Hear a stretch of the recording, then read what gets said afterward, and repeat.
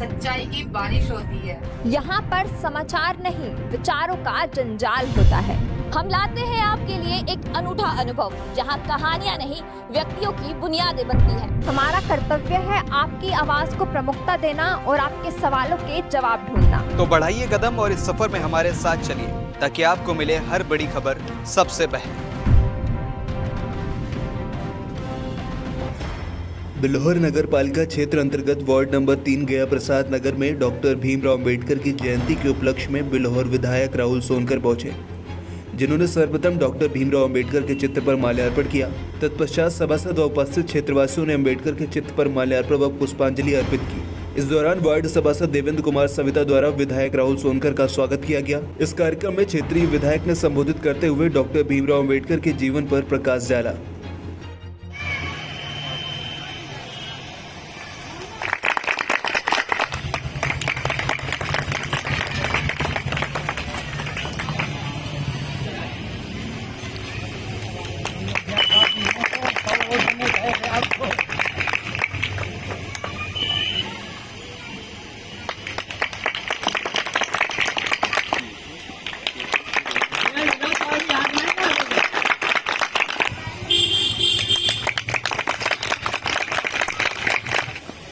बाबा साहब भीमराव अम्बेडकर अमर रहे। बाबा साहब भीमराव अम्बेडकर अमर रहे। आज हमारे इस वार्ड के पार्षद महुआ भाई और हमारे साथ में आदरणीय नरेंद्र कटियार जी के द्वारा यहाँ पर इस कार्यक्रम में आप सभी के बीच में बुलाया गया, इसके लिए मैं आप सभी का धन्यवाद देता हूं और हमारे भाई आकाश गौतम जी और उनके समस्त युवा साथियों को भी धन्यवाद देता हूं।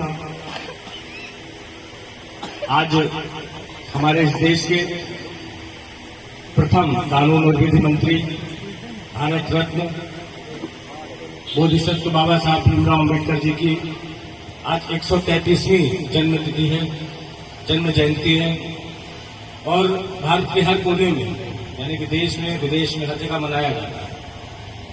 इसके पीछे महत्व क्या है या उनके जीवन में क्या ऐसा अलग था दूसरों से, ये एक प्रेरणा लेने का विषय है, सीखने का विषय है।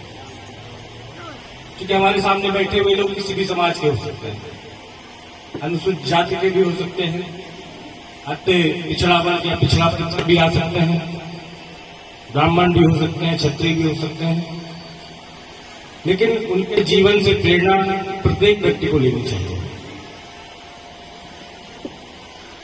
महाराष्ट्र के एक गांव में 1891 में उनका घर में एक दलित परिवार में उनका जन्म हुआ। उस समय हमारा देश आजाद नहीं था, अंग्रेजों के अधीन था और अंग्रेजों के अधीन रहने के बाद दूसरी तरफ एक अनुसूचित जाति में जन्म लेना भयंकर कठिनाइयों से भरा जीवन था। उसके बाद भी उनके अंदर शिक्षा ग्रहण करने की, पढ़ने की प्रबल इच्छा थी। साधन संसाधन नहीं थी, फिर भी उनकी पढ़ने की इच्छा थी। उन्होंने पढ़ाई करी, अध्ययन किया और इतने अच्छे स्कॉलर थे कि उनको तत्कालीन अंग्रेज सरकार ने स्कॉलरशिप दे करके उनको विदेश में एक बार नहीं कई बार उनको बाहर शिक्षा ग्रहण करने के लिए, पढ़ने के लिए भेजा। लेकिन उस समय उन्होंने अपने जीवन काल में 1891 से लेकर के उन्होंने लगभग 30 से 35 साल तक अध्ययन किया और एक नहीं, एक दो नहीं, कई डिग्रियां उनके पास थी। आज तक का ये इतिहास है कि बाबा साहब अम्बेडकर की जितनी डिग्रियां आज तक किसी ने नहीं पाई, अलग अलग देशों से जाकर के पढ़ाई की और डिग्रियां उन्होंने अर्जित करी, साथ में अपने ज्ञान का भी अर्जन किया, ज्ञान को बढ़ाया। देश आजाद नहीं था उस समय, गरम दल नरम दल दोनों ही तरीके से आजादी पाने के लिए उथल पुथल चल रही थी।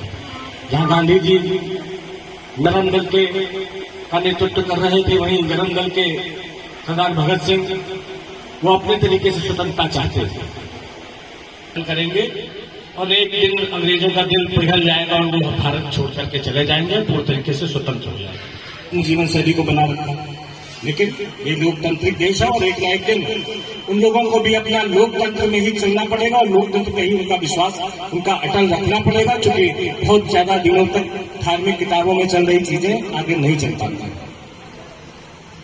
अब धर्म में तो लिखा है ना कोई मरता है ना कोई मारता है, लिखा है ना भगवद गीता में, ये शरीर नश्वर है, आत्मा वस्त्र की तरह शरीर को बदल देती है और आत्मा किसी अन्य शरीर में प्रवेश कर देती है, मतलब जीव नहीं मर रहा है। और आज के समय में आप किसी को मार दो, कह दो ना कोई मरता है ना कोई मारता है, तो भगवान कृष्ण ने कहा था 302 में मुकदमा लिखेगा, आप जेल चले जाओ। भारत का कानून ये कहता है, धार्मिक ग्रंथ किताबें कुछ और कहते हैं, तो हर समय वो चीजें नहीं लागू हो सकती। इसलिए आज हम लोग बाबा साहब के अम्बेडकर जी की जयंती मना रहे हैं। उसके पीछे उनके जीवन का क्या संघर्ष है वो सिर्फ आधे घंटे के अंदर बताना संभव नहीं है। हमारी ये नई पीढ़ी है, मोबाइल सबके हाथ में, जब आप सोशल मीडिया में जाएंगे तो पढ़ेंगे उनके जीवन में इतने उतार चढ़ाव है। भारत के प्रथम कानून और विधि मंत्री बनने के साथ साथ उन्होंने उसके बाद भी कितना अपने आप संघर्ष किया। उन्होंने ज्यादा दिन तक राजनीति में अपने आप को ढाल नहीं पाया, क्योंकि वो जो विचारधारा है उसमें बहने के आदि नहीं थे। उनको लगता था कि कुछ गलत है तो उसके खिलाफ वो काम करते थे, और एक समय आया कि उन्होंने राजनीतिक पदों से भी इस्तीफा देना शुरू किया। आज हमारे वार्ड नंबर 3 गया प्रसाद नगर बिल्लौर में राहुल बच्चा जी अम्बेडकर जी के जयंती पे आए और उनका स्वागत किया। हम उनका साहब बहुत बहुत धन्यवाद स्वागत करते हैं, और हमारे बबलू भैया उनका भी हम स्वागत करते हैं। आए हुए हमारे वार्ड के सम्मानित भाइयों बहनों जो हमारे कार्यस्थल पे आए, हम उनका भी बहुत स्वागत करते हैं कि इन्होंने बाबा साहब अम्बेडकर के जयंती पर आए और उनका स्वागत सत्कार किया। और हम बाबा साहब के लिए हम कुछ 4 शब्द कहना चाहते हैं, आप लोग थोड़ा सा ध्यान सुनिए। बाबा साहब ने कहा था कि कलम की ताकत दुनिया की हर ताकत से बड़ी है, एक रोटी कम खाओ पर बच्चों को जरूर पढ़ाओ। ये बाबा साहब ने कहा था। भीमराव अम्बेडकर ने उनकी जितनी खासियत थी हमारे विधायक ने बता दिया, लेकिन जितनी भी बताई उतनी कम है। हम बाबा साहब अमेरिका के राष्ट्रपति श्री बराक ओबामा जी ने यहाँ तक कहा था कि बाबा साहब के बारे में कहा कि यदि अम्बेडकर जी हमारे देश में पैदा हुए होते तो हम सूर्य को अम्बेडकर कहते हैं। कोलंबिया विश्वविद्यालय ने अपने विगत 300 साल के सबसे प्रतिभाशाली स्कॉलर के रूप में बाबा साहब को चुना। बाबा साहब अछूत जात में जन्म लेने के फलस्वरूप तत्कालीन तमाम अपमान झेलते हुए अमेरिका, इंग्लैंड आदि विदेशों में बेस्ट स्कॉलर के रूप में भारत देश का नाम रोशन किया। इनके समाज सुधारों को समय पर विश्व के विभिन्न देशों में बड़े सम्मान के साथ अपनाया गया। आज हम बाबा साहब की 138वीं जयंती मना रहे हैं।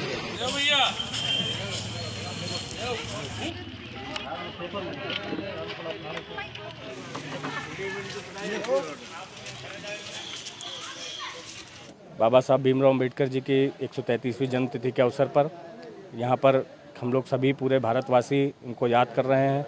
उनके द्वारा किए गए कार्यों को, दलित उद्धार हो चाहे नारी उद्धार हो, सब के लिए उन्होंने जो काम किया है, उनकी जो शिक्षाएं थी भारत के लोगों के लिए, भारत की आगामी पीढ़ी के लिए, कि वो हमेशा शिक्षा को वरीयता देते थे। कहते थे कि शिक्षा शेरनी का दूध है, जो पिएगा वो दहाड़ेगा। शिक्षित बनो, संगठित रहो और संघर्ष करो का नारा उन्होंने दिया।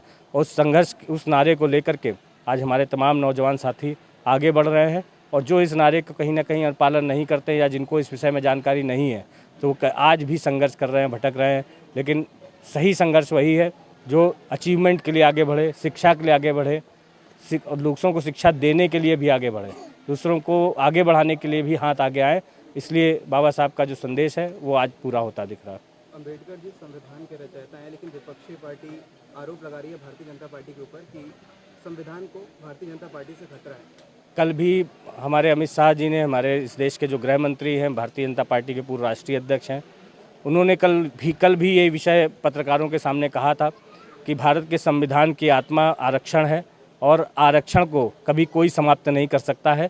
ये स्थायी प्रक्रिया है, उसमें कोई भी इफ और बट नहीं है। क्योंकि लोगों को आज कोई विषय नहीं मिल रहा है सरकार के खिलाफ, तो इस तरह के विषयों को उठा करके लोगों का ध्यान भ्रमित करने की कोशिश कर रहे हैं, लोगों को भ्रमित करने की कोशिश कर रहे हैं।